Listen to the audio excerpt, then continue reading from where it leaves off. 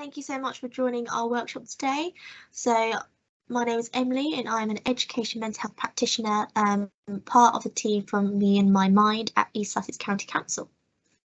And my name's Jenny and I'm also an education mental health practitioner with Me and My Mind. So today we're just going to be covering some explanations and some techniques to support children and young people with anxiety and worry. So this will include what anxiety and worry actually is, and then what it might present as, what it might look like. And then we're going to be talking about the maintenance of anxiety, so what keeps anxiety going. And within that, we're going to give you some gentle strategies of what you can do with children who are feeling particularly anxious or worried at the moment. And then finally, we're going to end with a little bit about our service, so more what we do in the mental health support team. So what are anxiety and worry? So anxiety is a normal and natural feeling that we all experience from time to time. It can vary from feeling mild uneasiness to a terrifying panic attack. It can also vary in how long it lasts, from just a few moments to a few years. So from our work, anxiety seems to be more common for children and young people when they're experiencing stressful points in their lives. This could be associated with exams, moving up in school years, or stressful situations like friendship issues. It is during these times that additional support may be most helpful. It is useful to note that we all have different levels of stress that we can tolerate and cope with. So some people are just naturally more anxious than others and are quicker to get stressed and worried easily. Experiencing anxiety is part of a child or young person's normal development. Through experiencing anxiety, they can learn and develop survival skills, which can help them in the future when facing challenges in the wider world with ways of coping or acknowledging their resilience. A child or young person experiencing anxiety may be of concern if it gets in the way of their day-to-day life, which consequently could mean slowing down their development or affecting their schooling or relationships. We all have an amazing ability to think ahead into the future, predicting potential obstacles or problems, and then planning effective actions to take. Thinking ahead can help us to achieve our goals, but can also breed worries. Worrying can be described as a form of thinking about the future, leaving us feeling nervous, upset, or apprehensive about what might happen. Worry is experienced as multiple thoughts, or like a chain of thoughts and images that can become increasingly catastrophic and therefore unlikely. Worry can be experienced as uncontrollable, and sometimes it can feel like as if it's taken a life of its own. However, it is useful to remember that worry is normal and that everyone will experience it from time to time. We all have moments where we are worrying about what might happen, or we worry about what has happened. This table shows normal amounts of worry compared to excessive amounts of worry. When it comes to excessive worrying, that's when it can be considered a concern, as for example, worrying more frequently and for a long period of time can impact other areas in children and young people's lives.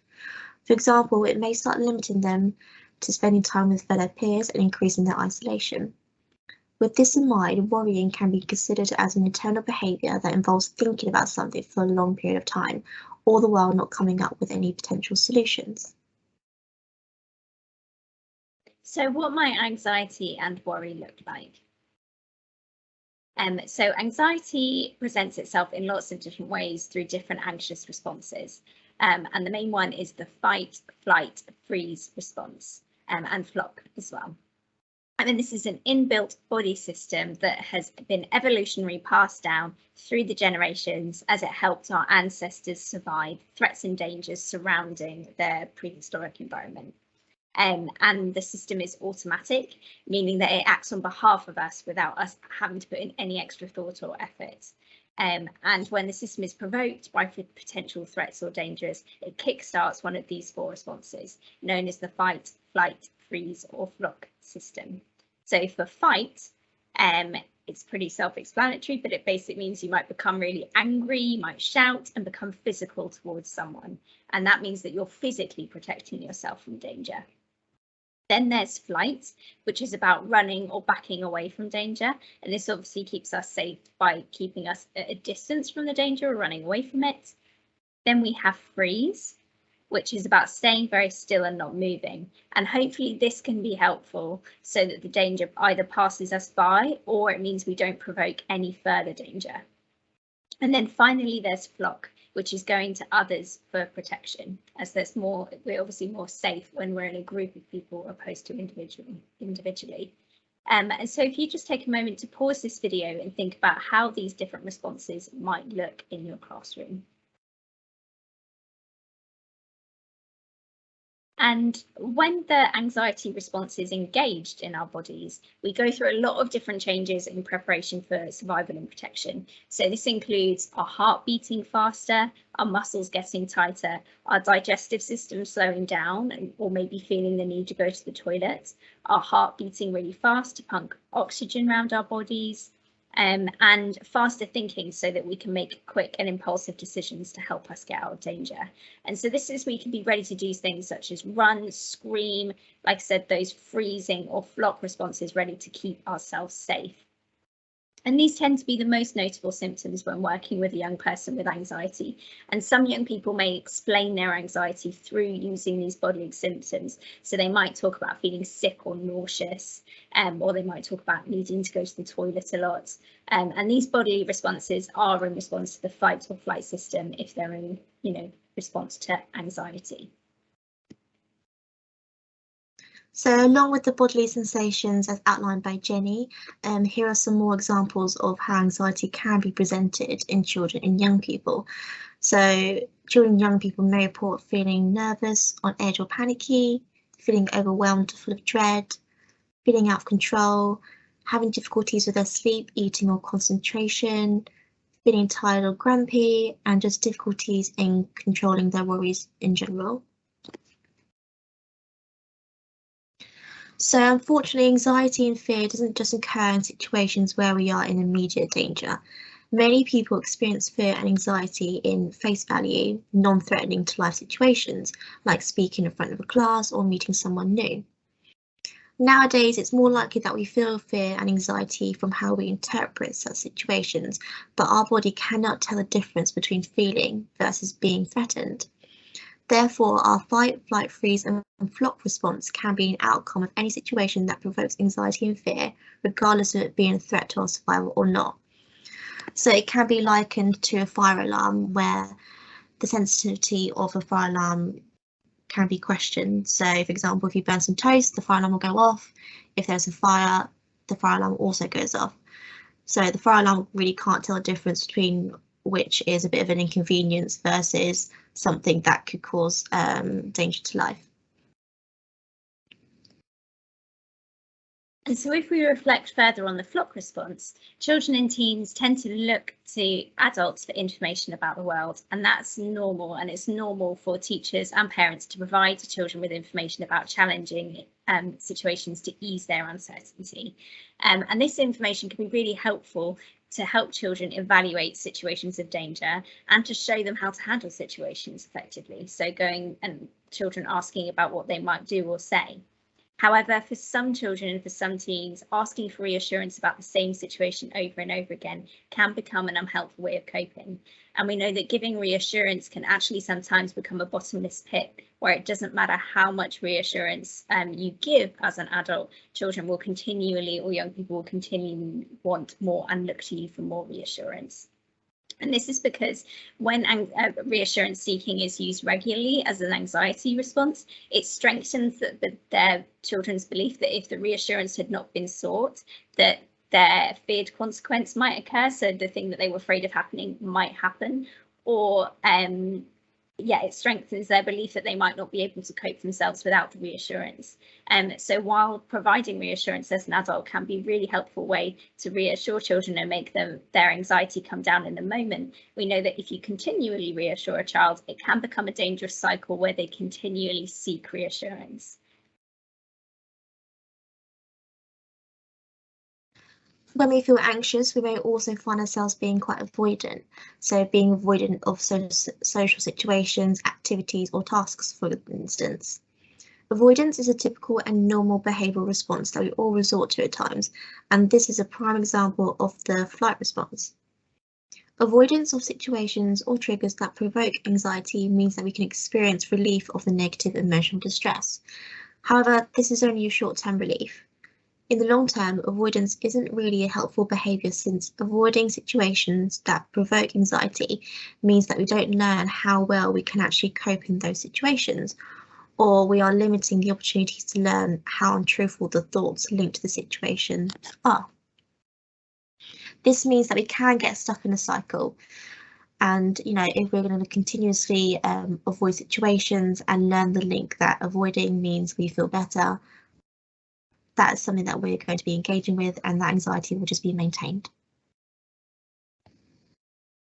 And so now if we think about other ways that anxieties can be maintained, if we start with the thought-based way that anxiety can be maintained, is that our approach in our mind focuses on the fact that the content of the thought can sometimes maintain the anxiety.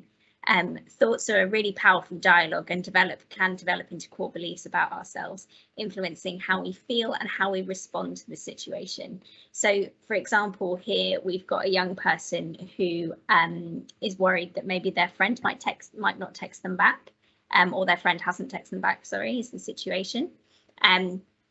And if they're already in sort of a relaxed and calm mode, they might have a response of, oh, well, they're probably busy, and they'll reply where they can. It might be a thought that they have in response to that situation. And this means that their behaviour is to put the phone away and continue with whatever previous activity they had, which continues to make them feel relaxed and calm about the situation. However, if that situation happened where the young person was already in an anxious or stressed state, they might have thoughts such as, have I done something to upset them? They must not like me. And that leads them into feeling even more anxious, worried and stressed, which leads to those kind of anxiety behaviours of maybe texting again, so asking for reassurance, or it might lead them into ruminating and thinking of all of the different ways that they could have upset them. So it might lead them into worrying and continuing to think about the situation. And so this really shows how you can end up stuck in a little bit of a cycle, depending on what kind of feeling or emotion you're starting with, or how a situation can trigger feelings of anxious and worries, and then your thinking can really sort of impact your behaviour and how you respond to that situation. And with the idea that the content of the thought might be a maintaining factor in anxiety, we also need to take into account thinking patterns that the thoughts may form under. So thinking patterns are ways that our thoughts can become biased. And we have thousands of thoughts every day. And when we become anxious, our brains can take shortcuts to create interpretations of the situations that aren't completely accurate. And this can sometimes be known as anxious thinking. So when we feel anxiety, it's really normal for these types of thinking to become more prevalent as we feel that anxiety response in our bodies. And because they are automatic and part of the automatic response to anxiety, it often means that we don't challenge them, and they can seem really true because we're not checking them. So this includes negative glasses, so only being able to see the negative side of things and looking for all of the things that have gone wrong and the ways that we aren't good enough and the ways that we could have done better. Mind reading, so thinking we know what everyone else is thinking, or imagining all of the things that people might be thinking about us. And with anxiety, this often comes hand in hand with the negative glasses. So we might be thinking that people are thinking really negatively about us and make a lot of assumptions about what other people might be thinking. And then there's snowball thinking, which is where a single event or upset can get quickly bigger and never ending. So for example, one thought of I didn't get picked for the sports team, I can't do sports, might lead on to, well, I'm also not good at maths, and snowball into a thought of where I'm not good at anything.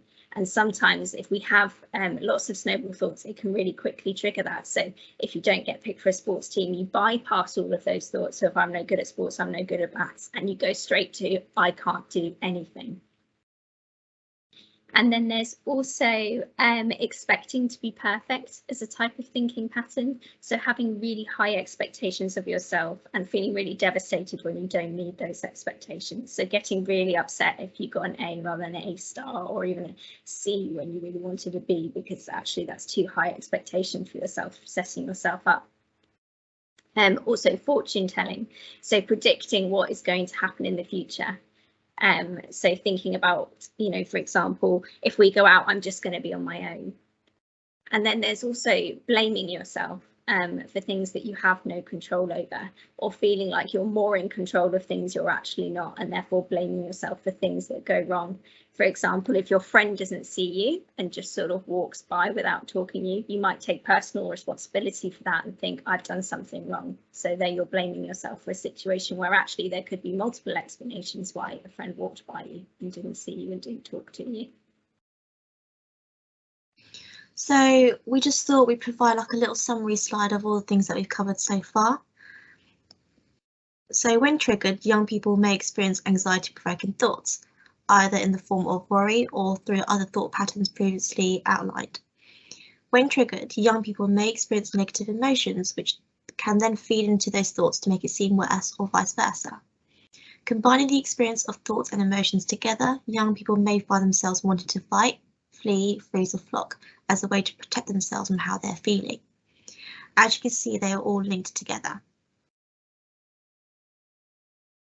And so if we think about what you can do to support a young person with anxiety, today we're going to introduce 3 simple ways. And these are ways to boost a child's autonomy so that they feel more sufficient to manage their worry and their problem solving skills. Because like we said with anxiety, the key things that children tend to be to seek reassurance or avoid the situation. And so these activities are designed to promote their autonomy and promote their problem solving skills. And this first one is kind of known as the circles of control. And what it does is it encourages children to think about what worries they have are hypothetical, so that kind of predicting the future style of thinking, and what worries are practical and ones that they have control and can do things about. So this resource, it can be really simply done on a piece of paper. You simply just draw 2 circles, one on the inside and one on the outside. And in the middle, label it in my control, and the outer circle is things out of my control. And I usually first do this by getting the young person to write a list, or a brain dump, I sometimes call it, of all of the things that are worrying them and all of the things that are on their mind. For example, it might be, I might fail my exam, I'm worried that my friend's going to be angry with me, or I'm worried that X, Y, and Z might happen. And then work through these worries one at a time. So this mostly works if you have a specific worry for a child to work on. So for example, if we take the example of I'm worried that I might fail my exam, first we need to think about all of the things that are in the young person's control around their exam. For example, they can attend revision sessions, they can study for the exam in their private time, they can complete practice questions, and they can try and sleep and eat well so they feel prepared for the exam. And then to list all of the things that are out of their control. So this might be their natural ability and talents. This might be what questions come up in the exam, who sits next to them and how noisy they are, and all of the things surrounding the exam environment are actually out of their control. And here you can then support the young person to think about how they can put the things that are on the inside of their control and inside that circle into action through a problem solving plan, which Emily will go through in a little bit more detail. But just sort of thinking this might be encouraging them to make a study timetable or signposting them to revision materials so that those things that are in their control feel like they're a bit more practical and like they're doing something about those worries. And then with the points on the outside of the circle, here we are acknowledging the worry and we're acknowledging that things that are difficult, but we're recognizing that there's nothing that we can do about it. And so we either need to refocus our attention onto the things that are in our control, or we need to let the worry go in order to reduce our anxiety around this topic. So if we're thinking about letting worries go, it can be really difficult, but there are lots of different exercises that, again, Emily will go through thinking about a little bit more with self-soothing. But some of these involving letting worries go might also be to maybe write down the worry and throw it away, imagining the worries on a balloon and watching it float away, or watching the worries pass by like clouds leaving your mind, as well as some breathing and self-soothing exercises that Emily will talk about a little bit later. However, it is a really tricky skill and there's lots of different ways to support this. But this circle of control activity can be really helpful even without thinking about all those letting go activities, just to sort of allow the young person to really focus on what is in their control and then problem solving what they can do about that worry. So as Jenny said, problem solving could be really useful for worries that are in a young person's control. So things that are usually in our control are things that tend to be happening right now for that young person that they can do something about. So Jenny mentioned the example of worries about exams.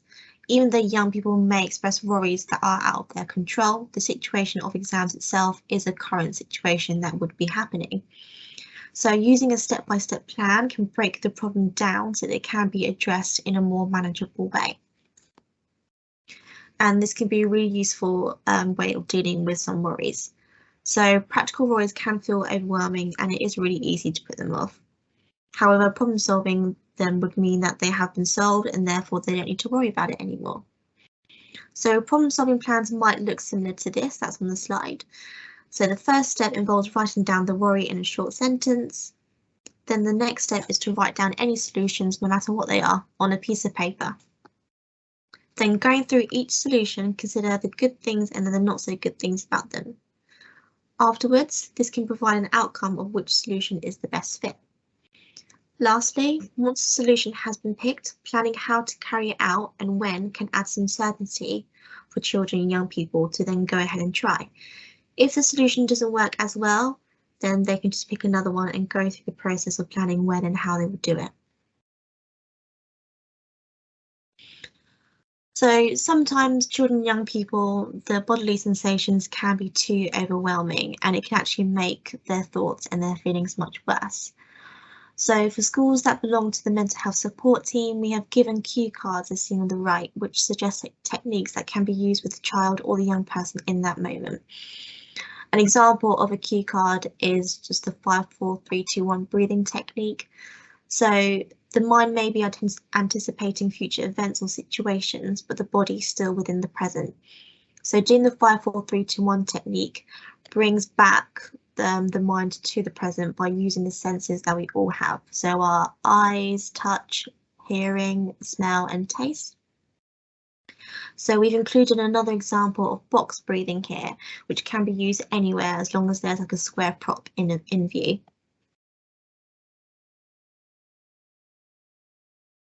And so what if you feel like the young person needs some extra support? Well, as you can see here, there's a triangle of all of the different levels of support, mental health support available. And of course, the first tier is regarding the universal support that's available in your school. So this is about making sure that classroom settings and teaching is accessible for those with mental health problems and anxiety. And so for that, you may be worth reflecting with your mental health lead as to what you can do as a school to support that young person in your school environment. And then where we sit in the mental health support team is within the green box here. So we are targeted one-to-one support and we also run groups. And it's worth sort of reflecting upon any other support that's available in your school. And again, it may be useful to speak to your mental health lead about what is specifically available for targeted support in your school. And they'll also have more of an in-depth understanding of the threshold for each of the further services and who to refer to support with if needed. And then here are the names of some additional services that you may be familiar with and that accepts referrals from schools. So we're now going to go a little bit more in depth into what the mental health support team is. So some of you may already have this information and for some of you it may not be fully relevant. So feel free to pause or close this video if you wish. However, for those of you that would like more information about our service, we're just going to spend a few more minutes talking about the mental health support team. So we are a team of practitioners who are commissioned by the government to provide mental health support primarily to children and young people in schools. We are in addition to what schools are providing already, which means that we do work alongside them to establish a whole school approach towards mental health. So we have 3 functions to the foundations of our team. So providing mental health support as evidence-based to children and young people with mild to moderate mental health difficulties. And this could be done through individual face-to-face work, group work with pupils or parents, or group parenting support. We introduce or develop whole school approach in each school that we work with towards mental health. So that's just setting up a dialogue about mental health to make it more well known and to make it more welcomed in terms of like children and young people being able to approach their teachers to talk about anything that they're struggling with, and to advise school staff and establish links with external services to ensure that children and young people receive the support that they need for their mental health and for their school attendance. So currently the East Sussex branch of the mental health support team are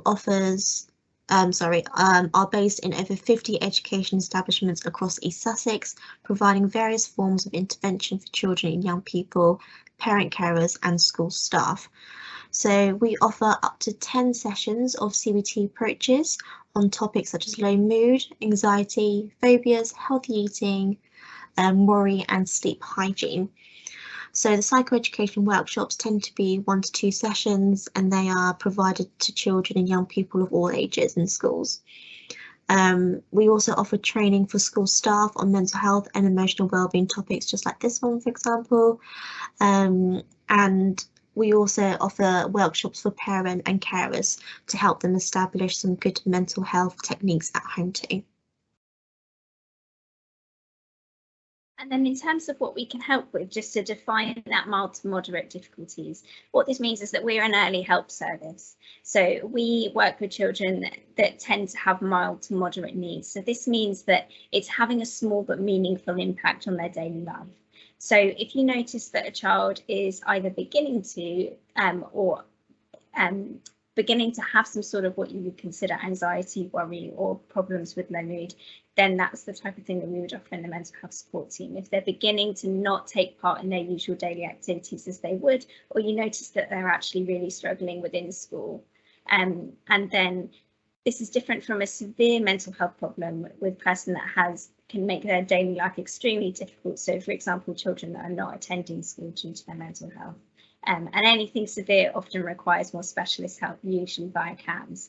However, the mental health support team can advise with which children might be appropriate for our service, and we can refer onwards to CAMHS as well, or support you to provide an onward CAMHS referral. So we have reached the end of our workshop today, so thank you so much for tuning in. We hope that you've learned something really useful that can be applied to your schools. Yeah, thank you very much. Thank you. Bye.